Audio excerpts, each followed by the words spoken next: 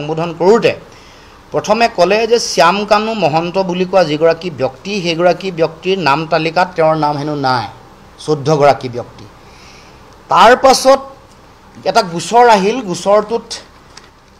4 গৰাকী মানুহৰ নাম তাত সন্নিবিষ্ট হৈছে শ্যামকানু মহন্ত সঞ্জীৱ নাৰায়ণ সিদ্ধাৰ্থ শৰ্মা আৰু শেখৰ গোস্বামী এতিয়া আমাৰ প্ৰশ্ন যে মৃত্যু হোৱা 5টা দিন আৰু জুবিন গাৰ্গ ডাঙৰীয়া অসমলৈ আহি পোৱাৰ 4টা দিন সম্পূৰ্ণ হৈছে এই 5টা দিন সম্পূৰ্ণ হ'ল বা 4টা দিন যোৱাৰ পাছত যিসকল মানুহৰ নাম আহিছে যিসকল তালে গৈছে তেওঁলোকবোৰ মুকলি আকাশৰ তলত ঘূৰি ফুৰিছে তেওঁলোকবোৰে আহি সংবাদমেল সম্বোধন কৰিছে তেওঁলোকে বিভিন্ন সাংবাদিক বন্ধুসকলক তেওঁলোকে ইন্টাৰভিউ দিছে কথা বতৰা কৈছে এই গোটেই কথা বতৰাবোৰ আত্মপক্ষ সমৰ্থন কৰিবৰ কাৰণে তেওঁলোকক সুযোগ দিয়া হোৱা নাইনে সাধাৰণতে এটা গোচৰ যেতিয়া দিয়া হয় গোচৰটো ৰুজু হোৱাৰ লগে লগে যাৰ নাম সন্নিবিষ্ট হয় তেওঁলোকক বিচাৰিব লাগে তেওঁলোকক কৰায়ত্ব কৰিব লাগে তেওঁলোকৰ সাক্ষ্য ল'ব লাগে তেওঁলোকক বিভিন্ন ধৰণৰ মানে ইনভেষ্টিগেশ্যন বা এনকুৱাৰী কৰিবৰ কাৰণে চৰকাৰৰ ফালৰ ব্যৱস্থা গ্ৰহণ কৰিব লাগে যেতিয়া তেওঁলোকৰ নাম আহে তেওঁলোকক যদি বিচাৰি পোৱা নাই তেতিয়াহ'লে ঘৰলৈ এখন নটিচ পঠাব লাগে পত্ৰিক নটিচখন দিব লাগে আমি দেখিছোঁ যে দিল্লীত সিদ্ধাৰ্থ শৰ্মা নামৰ ব্যক্তিগৰাকী অহা বুলি মুখ্যমন্ত্ৰীয়ে নিজেই কৈছে লগ পোৱা বুলি কৈছে কৰায়ত্ব কিন্তু নকৰিলে অসমৰ আকাশত যিসকল মানুহ তালৈ গৈছিলে বহুতৰ নাম গোচৰত নাই সেই সকলকো মাতি আনি মতাৰ দায়িত্ব হয়নে নহয় সেই সকলকো মাতি আনিব লাগিব যাৰ নাম সন্নিবিষ্ট হৈছে তেওঁলোকেও আজি সংবাদমেলত তেওঁলোকৰ কথা কৈ আছে যোৱা 3 দিন ধৰি নিৰৱচ্ছিন্নভাৱে কৈ আছে আজিও কোনোবাই সংবাদমেল দিবলৈ ওলাইছে এইটো কেনেকুৱা ধৰণৰ কথা তাৰ মানে মুখ্যমন্ত্ৰীৰ লগত ঘনিষ্ঠ সম্পৰ্ক থকাৰ সুবাদতে মুখ্যমন্ত্ৰীৰ নিকট মুখ্যমন্ত্ৰীৰ ঘনিষ্ঠ আৰু মুখ্যমন্ত্ৰীৰ পাকঘৰৰ মানুহ হোৱাৰ কাৰণেই এই সকল ব্যক্তি হাৰি গৈছে নেকি এই প্ৰশ্ন আমি উত্থাপন কৰিব খুজিছোঁ এটো আমি জানিব খুজিছোঁ অসমৰ ৰাইজে জানিব খুজিছে এই 4 দিন বা 3 দিন বা এই 5 দিন কিয় বিলম্ব কৰা হৈছে ইয়াৰ কাৰণ কি আৰু তেওঁলোকক কিয় কৰায়ত্ব কৰা হোৱা নাই তেওঁলোকক কিয় সব জানিব এটো সকলোৱে জানে আপোনালোকেও আইন জানে আমিও জানো যেতিয়াই কাৰোবাৰ বিৰুদ্ধে অভিযোগ আহে অপৰাধী বুলিতো এতিয়াও হোৱা নাই কিন্তু অভিযোগ যেহেতু আহিছে সকলো ৰাইজৰ সন্দেহ আছে তেওঁলোকক ধৰিব লাগে যেতিয়াই সময় পাব সুযোগ পাব তেতিয়াই সাক্ষ্য লুকুৱাব তথ্য প্ৰমাণ লুকুৱাব কথা হলনি কৰিবলৈ সময় পাব ন্যায়াধীশৰ লগত আলোচনা কৰিবলৈ সুযোগ পাব আৰু মুখ্যমন্ত্ৰীয়ে যেটো কথা দিল্লীৰ পৰা আহি অসমত আহি কৈছে যে তেওঁ ঘৰৰ পৰিয়ালৰ মানুহৰ পৰা কোৱাৰ কাৰণে নধৰিলো এটো কেতিয়াও আইনৰ দৃষ্টিভংগীৰে কেতিয়াও উচিত হোৱা নাই উপযুক্ত হোৱা নাই এটো ন্যায়িকভাৱে এটা অক্ষমনীয় কথা এটা মুখ্যমন্ত্ৰীয়ে কৈছে গতিকে আমি ক'ব খোজো যে যাৰ বিৰুদ্ধে আঙুলি উঠিছে যাক সন্দেহ কৰা হৈছে যাৰ বিৰুদ্ধে গোচৰ আছে তেওঁলোকক কৰায়ত্ব কৰিব লাগে আৰু তেওঁলোকক কৰায়ত্ব কৰি তেওঁলোকৰ বিৰুদ্ধে বিচাৰ হ'ব লাগে আৰু কঠোৰৰ পৰা কঠোৰ শাস্তি ব্যৱস্থা গ্ৰহণ কৰিব লাগে অসমৰ মাজৰ পৰা যোগ আমাৰ প্ৰাণ অসমৰ জনগণৰ হৃদস্পন্দন আমাৰ আবেগ আমাৰ স্বাভিমান জাতীয় জীৱনৰ অপূৰণীয় ক্ষতি কৰি যোৱা এটা বিশাল শূন্যতা সৃষ্টি কৰা আমি আজি কৈছোঁ আপোনালোকৰ আগত আমি কওঁ যে জুবিন গাৰ্গ এটা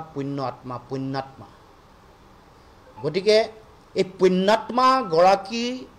মহাপ্ৰয়াণৰ পাছত জনগণৰ যিটো স্বাভাৱিক যিটো আহ্বান যিটো দাবী এইটো মুখ্যমন্ত্ৰীয়ে কিয় কথাটো গুৰুত্ব দিয়া নাই এইটো কিয় তাৎক্ষণিকভাৱে কাৰ্য ব্যৱস্থা ৰূপায়ণ কৰা নাই আমি আজি পুনৰ কৈছোঁ এইটো পুণ্যাত্মা এইটো supreme soul Zubeen Garg supreme soul পুণ্যাত্মা গতিকে ইয়াক লৈ মই আহ্বান জনাইছোঁ যাতে কোনো কাৰণতে হিনদেৰি নকৰে কোনো কাৰণতে ডিলে নকৰে কোনো কাৰণতে নিজৰ ব্যক্তিগত সম্পৰ্ক ঘনিষ্ঠতা আত্মীয়তা পাকঘৰ মানুহ এইবোৰৰ দুহাইত যাতে তেওঁলোকে হাৰি যাব নোৱাৰে তাৰ কাৰণে কিন্তু শক্তিশালী ব্যৱস্থা গ্ৰহণ কৰিব লাগিব এটো আমি দাবী উত্থাপন কৰিব খুজিছোঁ এতিয়া বিভিন্ন মানুহ ইয়াত অসমত মানে অমৃতপ্ৰভা মহন্ত গৈছে, সন্দীপন শৰ্মা গৈছে, এইসকলক মাতি আনি তেওঁলোকক সোধপোছ কৰাৰ দায়িত্ব অসম চৰকাৰ নাই নেকি? গৃহ বিভাগৰ নাই নেকি? মই সেইকাৰণে আজি CBIৰ তদন্ত দাবী কৰিছোঁ উচ্চতম ন্যায়ালয়ৰ তদাৰকত, তেওঁলোকৰ মনিটৰিঙত হ'ব লাগে। আৰু CBI হ'লে গোটেই কথাটো এখন বহিৰাষ্ট্ৰত হোৱা গোটেই কথা বতৰাব। আৰু যদি এই সুযোগটো আছে, তাতো এটা গোচৰ ৰুজু হৈছে, ছিংগাপুৰতো এটা গোচৰ ৰুজু হৈছে। সেই গোচৰটোতো ভাৰত চৰকাৰে দেশৰ প্ৰধানমন্ত্ৰী, দেশৰ গৃহমন্ত্ৰী, দেশৰ বহি পৰিক্ৰমা মন্ত্ৰী এগৰাকী ৰাজ্যিক মন্ত্ৰী অসমৰে আছে, তেওঁলোকেও ছিংগাপুৰ চৰকাৰৰ লগত কথা পাতিব লাগে। তেওঁলোকৰ লগত কথা পাতি তাত ঘটনাটো যিহেতু হৈছে, প্লেচ অফ অকাৰেঞ্চ বুলি যিটো কয়,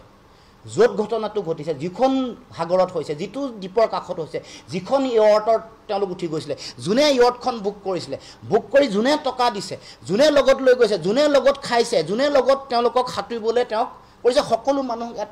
তদন্তৰ আওতালৈ আহিব লাগিব। কোনো এগৰাকী বাচি যাব নোৱাৰে, এইটো স্পষ্ট কথা। অসমীয়া মানুহৰ, অসমীয়া জাতীয় জীৱনৰ আৱেগ জুবিন গাৰ্গ ডাঙৰীয়াৰ এই মহাপ্ৰয়াণক লৈ কোনেও লৰা ধেমালি কৰিব নোৱাৰিব আৰু কৰিবলৈ দিয়া নহ'ব, স্পষ্ট কথা। আৰু তৃতীয় এটা গুৰুত্বপূৰ্ণ বিষয়, এইটো মই উত্থাপন কৰিছোঁ, চৰকাৰকে আহ্বান জনাইছোঁ। আপোনালোকেও বিভিন্ন সময়ত বাতৰি পৰিৱেশন কৰিছে, জুবিন গাৰ্গৰ মৃত শৰীৰটোত যেতিয়াই চাইছে যে নীলা, উঠছ নীলা, তেওঁৰ ভৰিৰ আঙুলি, বুঢ়া আঙুলি পিটিকি দিওঁতে নীলা হোৱা, বা বিভিন্ন ভৰিৰ তলুৱা পিটিকি দিওঁতে নীলা ৰং এটা দেখা পাইছে। আমি সেইকাৰণে চৰকাৰক আহ্বান কৰিছোঁ যে আপোনালোকে এতিয়া চিতাভস্ম সংগ্ৰহ কৰিছে, তাত নিশ্চিতভাৱে তেওঁৰ হাড়, অস্থি পাব। দুই এটুকুৰা অস্থি যাতে সংগ্ৰহ কৰি ৰাখে আৰু ফৰেনচিক লেবৰেটৰীলৈ যাতে পঠায়। সাধাৰণতে নীলা যেতিয়া হয় তেতিয়া তাত কোনোবাই পয়জন দিয়াৰ পূৰ্ণ সম্ভাৱনা থাকে, মানে বিষ পান কৰা, পৰিকল্পিতভাৱে বিষ দিয়া শৰীৰ নীলা হয়। সাধাৰণতে এনেকৈ নীলা হোৱা শৰীৰ লিড, LEAD, লিড বুলি যিটো কয়, সেই লিড নামৰ বিষাক্ত ৰাসায়নিক পদাৰ্থবিধৰ উপস্থিতিৰ কথা গম পোৱা যায়। সেইকাৰণে মই এইটো বস্তু ফৰেনচিক লেবৰেটৰীলৈ পঠাব লাগে, সংগ্ৰহ কৰিব লাগে হাড় কেইটুকুৰামান, আৰু স্পেক্ট্ৰস্কপি যদি কৰে ধৰা পৰিব। কাৰণ কোনটো পৰ্যায়ৰ লিডৰ, কোনটো পৰ্যায়ৰ ৰেডিয়েশ্যনৰ গোটেই কথাটো হাড়ত যেতিয়া স্পেক্ট্ৰস্কপি কৰিব, এই কথাটো ধৰা পৰাৰ পূৰ্ণ সম্ভাৱনা আছে। মোতকৈ বেছি জানিব যিসকল বিশেষজ্ঞ আছে, কিন্তু মই ভাবোঁ, কাৰণ আপোনালোকে জানে যে 1821 চনত যেতিয়া নেপোলিয়ান ঢুকাইছিলে, নেপোলিয়ানৰ চুলিৰ নমুনা সংগ্ৰহ কৰি ৰখা হৈছিলে। সন্দেহ কৰা হৈছিলে যে নেপোলিয়ানক হত্যা কৰিছে পৰিকল্পিতভাৱে, আৰু পিছত আৰ্ছেনিক তেওঁৰ চুলিত উপস্থিতিৰ প্ৰমাণ পাইছে। গতিকে মই মুখ্যমন্ত্ৰীক, বিষয়টো যিহেতু অভিযোগ আহিছে,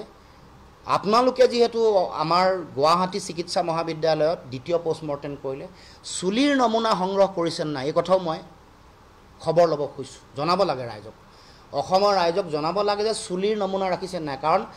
অপৰাধ অনুসন্ধান শাখা বা বিভাগে